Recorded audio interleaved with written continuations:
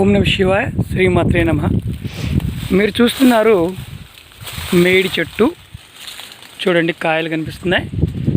ఈ మేడి చెట్టు శాస్త్రరీత్యా దత్తాత్రేయుడు చెట్టులో నివాసం ఉంటాడు, స్థిర నివాసం ఉంటాడని శాస్త్రం చూడడం జరుగుతుంది. చాలా పవిత్రమైన చెట్టుగా మనం భావిస్తాము. ఎవరైనా సరే మేడి పువ్వు అంటే కాయలు కనిపిస్తూ ఉంటాయి గుత్తులు గుత్తులుగా. ఎవరైనా సరే మేడి చెట్టు పువ్వుని చూసిన వారు ఎవరన్నా ఉంటే చూడండి, మీకు చెప్తున్నాను.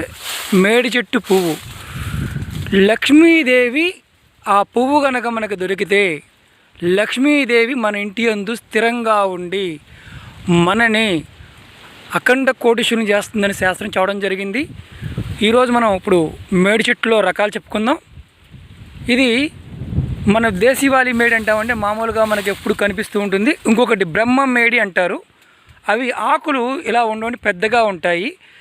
ఈ నదులు, వాగులు, వంకల దగ్గర అలాగే బీడు భూముల్లో ఎక్కువగా కనిపిస్తుంది. కాయలు కూడా పెద్దగా కనిపిస్తాయి.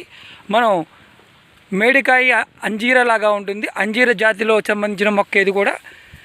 ఆయుర్వేదంలో ఈ మొక్కని విరివిరిగా మందులుగా వాడతారు. ఆయుర్వేదం పాయింట్ ఆఫ్ వ్యూ అంటే మనకి అతిమూత్రంలో కావచ్చు, రక్తాన్ని శుద్ధి చేయడంలో కావచ్చు, మేడి పళ్ళు, మేడి చెట్టు యొక్క చెక్క కషాయంగా వాడతారు. ఇది చాలా శక్తివంతంగా పనిచేస్తుంది. మనం ఇప్పుడు దైవత్వం గురించి మనం ఈ మొక్క గురించి చెప్పుకుందాం. మేడి చెట్టు మామూలుగా ఇళ్ళల్లో పెంచడానికి కుదరని చెట్టు, ఎందుకంటే మహావృక్షం పెరుగుతుంది. ఇది కూడాను ఇది ఎలాగైనా వస్తుంది.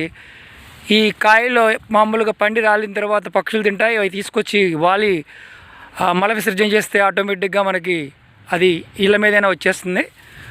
మేడి చెట్టులో దత్తాత్రేయుడు స్థిరంగా ఉంటాడు.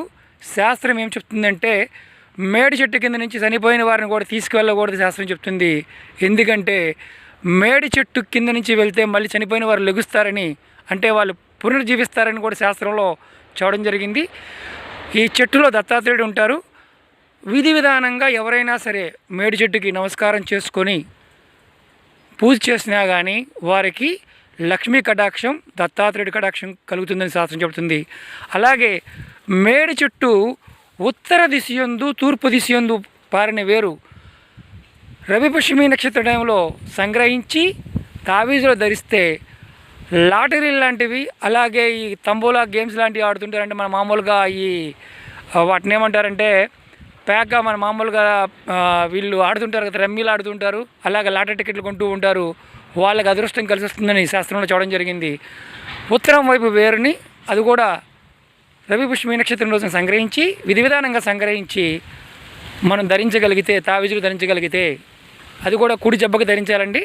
ఖచ్చితంగా మీరు లాటరీ టికెట్ లాంటివి కొంటే మీకు ఖచ్చితంగా లాభం కలుగుతుందని శాస్త్రం చెప్తుంది. లక్ష్మీకారకమైన శక్తివంతమైన చెట్టు మేడి చెట్టు. ఇది దీంట్లో దత్తాత్రేయుడు స్థిరంగా ఉంటాడు. అది కూడా ఎలా అంటే రవిపుష్యమి నక్షత్రానికి ముందు రోజున మనం సంకల్పం చెప్పుకోవాలి. సంకల్పం చెప్పుకొని వేరుని ధరించాలి.